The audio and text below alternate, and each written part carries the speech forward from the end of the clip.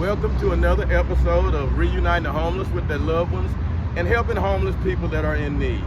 And today, I have a special friend. Introduce yourself. I'm Cynthia. Everybody calls me Cece, or I think I'm coming out with a new name, Booby. This is Cece or Booby. Yeah, and Booby was sitting over here, and she's homeless, and she want to tell us a few things. You know, tell us, where are you actually from? I'm from Long Island. She's from New York. She's from Long Island, New York. And tell me, how did you make it all the way down here to Fort Worth, Texas? Well, my mom was in a coma, and she ended up passing away. So I moved in with my brother, and he adopted me or whatever, and we moved to Texas. So he was newly married and had a baby on the way.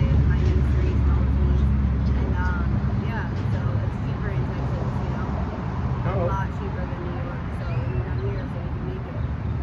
Wow. Tell us about were you homeless anytime while you was in New York?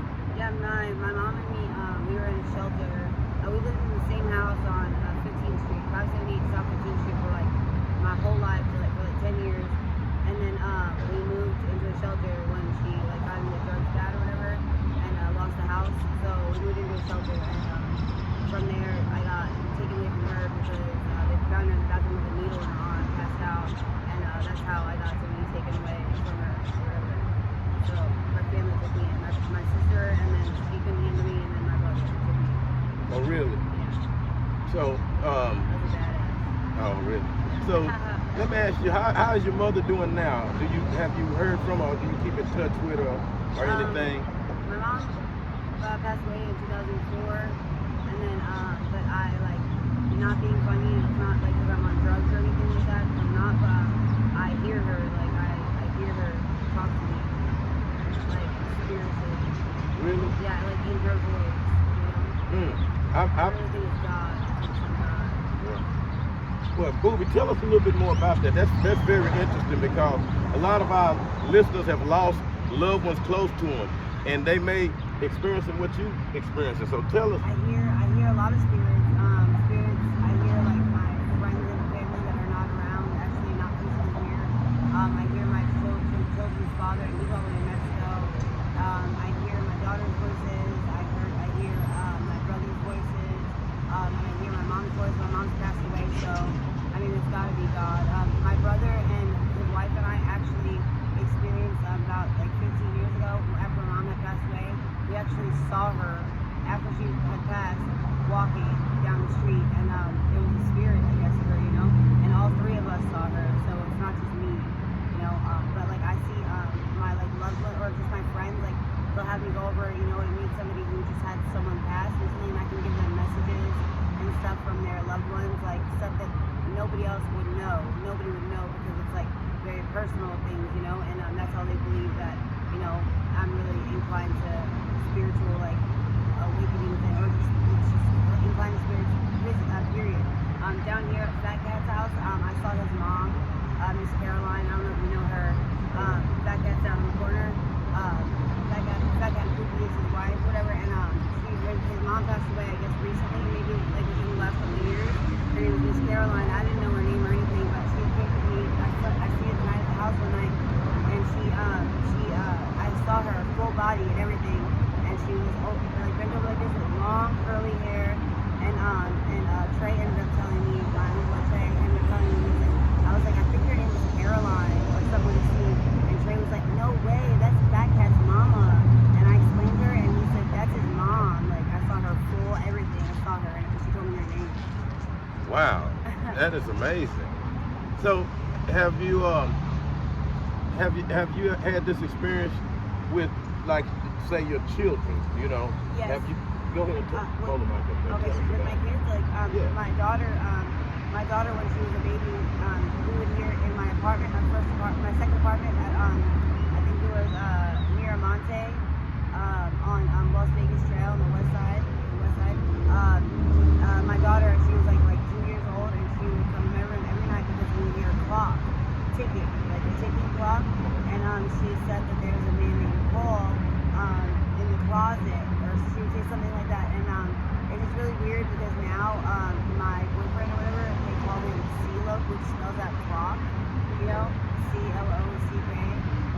So I just think it's like a sign. And like when I'm at the house, like I hear my daughter's voices a lot. He's very spiritually inclined also. And we've seen things together, the same exact things. We've seen the like literally like the Holy Ghost. I guess you could explain that. We've seen there's a child, the spirit of a child that stays in the house. And other people can see it as well. It's not just us. Like when you come in over at nighttime and spend the night or whatever, like this little girl, she comes out and she'll like sit next to you. I'm so serious. Like we've caught it on video before. It's really awesome. Wow.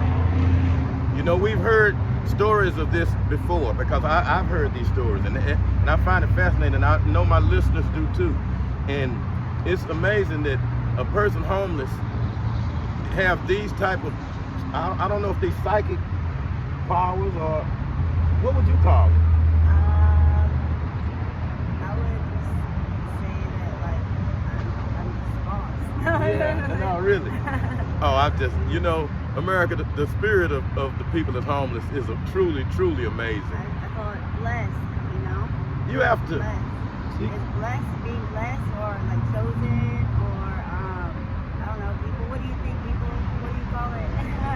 You see? I was watching a videos. I was watching the videos the other day, and one dude was like talking about things like sex or whatever. I was like, let's talk about sex, baby. Wow, that's amazing. Let me change my picture just in case you heard that. Wow, that is amazing. And the spirit of Booby is truly something to behold. We're sitting here in very humble surroundings. And I just want to show my listeners this before we go. She just did her laundry. My Timberland. This is Booby's humble home. Before you pulled up, I was gonna lay down. I got my little towel over there at Travis Garden. They got the pool open. I was like, I'm gonna go take a dip in the pool and then go to sleep. I'll probably lay down right here.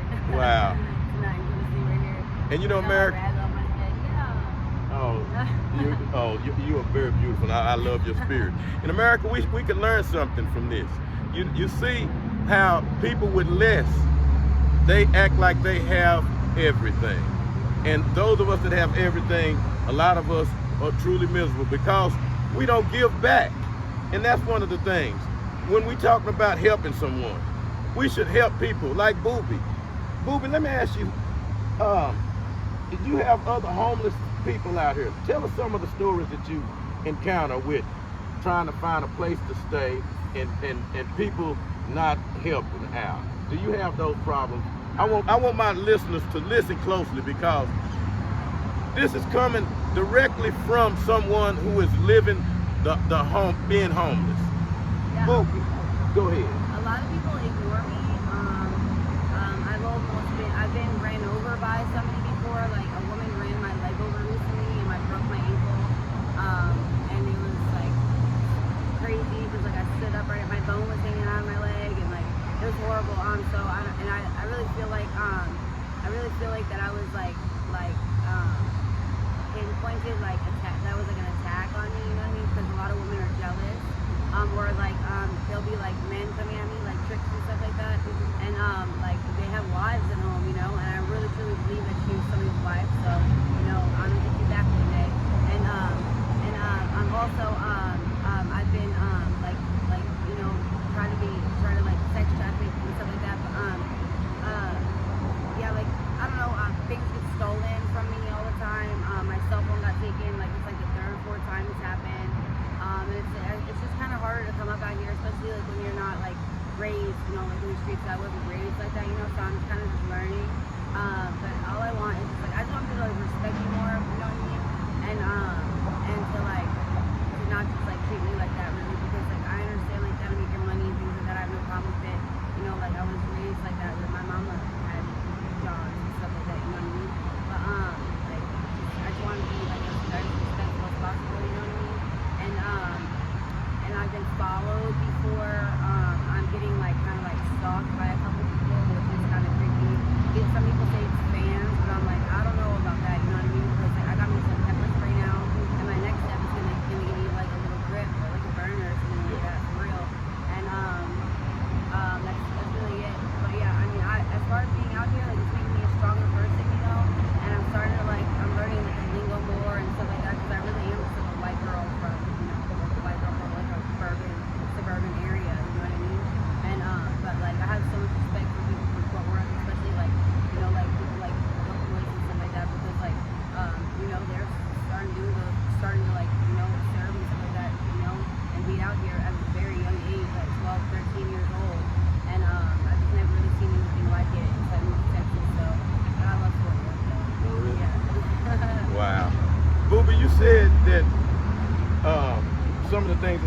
out here.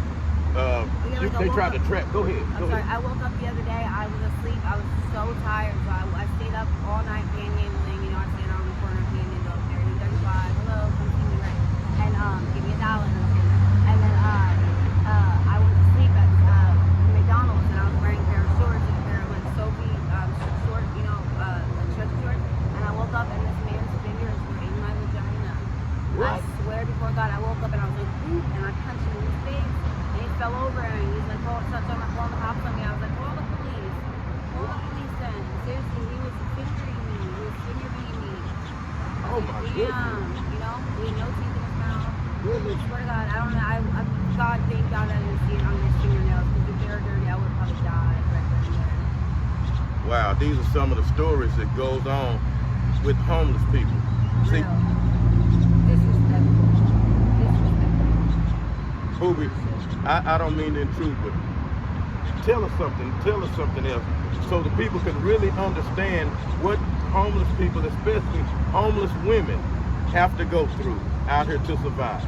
Oh, and then the other day, this guy, he's out here too, he's homeless. They call me youngster, I think his name's Gabriel. He chased me around from Domino's to, I was asleep at the washiteria, in front of the washiteria. He came up to me after he could jack off on me. I was sleeping. I told him no. I was like, get away from me. He's like, I'll let you get my perk. I was like, I'm good, yo. Like, I'm good. Like, I have my own work. I probably didn't even have any. I was just sleeping. And after I said no, I could feel him like kind of like getting up. So I started getting up too. And so I started like he's right behind me now. So I started running. So he chased me out of my shoes from the washiteria to the Domino's to the Chevron. I'm screaming, help! Even though I could probably beat him up because I was he's a man, you know, and it's freaking me out. It's the second time he's done this. Now I'm running into oncoming traffic.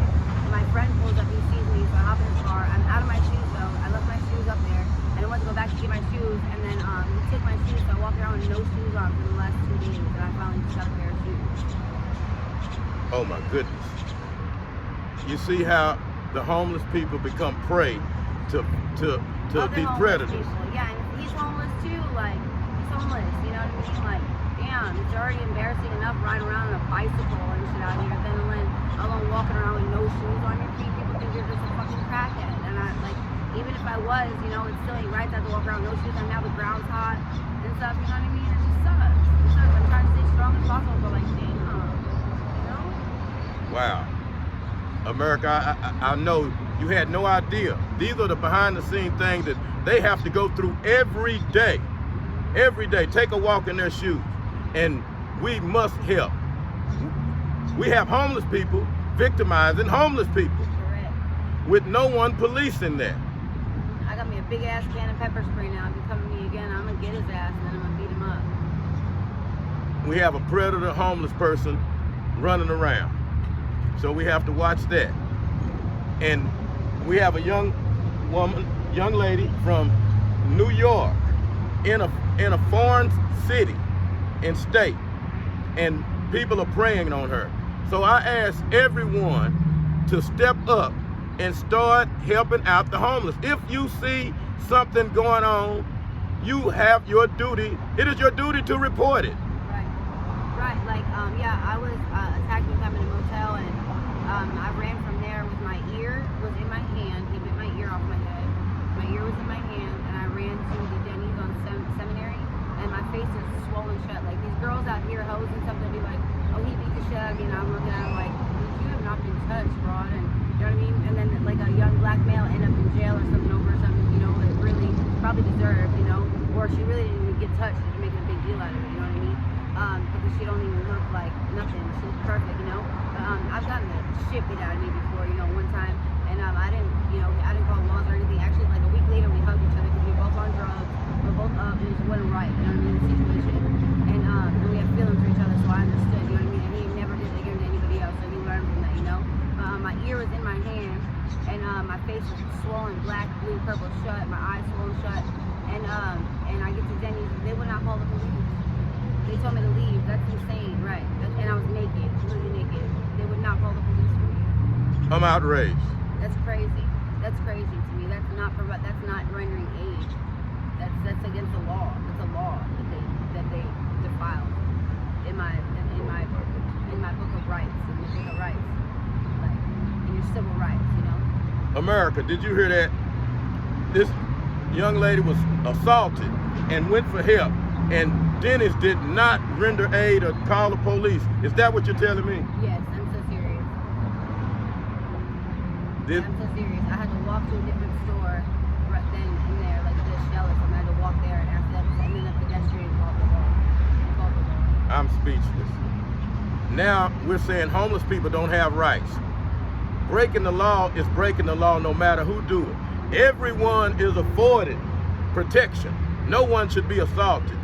She should have her rights upheld just like anybody else. So Aren't you scared to call the police yourself? Like, are they going to do anything? Or are they going to take me to jail? Or are they going to put me in the back of their car? And like, one time the cops sat on my chest and my throat one time, for real, and like I thought I was going to for real die, like suffocate. And then somebody at the apartment was like, get off of her, because I like could not breathe. And I'm a white woman. My, you know, like my grandma's mixed, but like I look white, you know. And so it just like it's outrage. It does outrage you just to think of like if my skin color was just a little bit darker, you know, I probably would have been dead. I'm speechless. That day. Wow. America, from now on, we're going behind the scenes and we're getting in-depth stories from people that's homeless. And I want everybody. We so little out here, you know. We so little. I feel like to everybody, we so little. And I'm like, no. That's so big. Yeah, you are. I'm talking about you have such a beautiful spirit.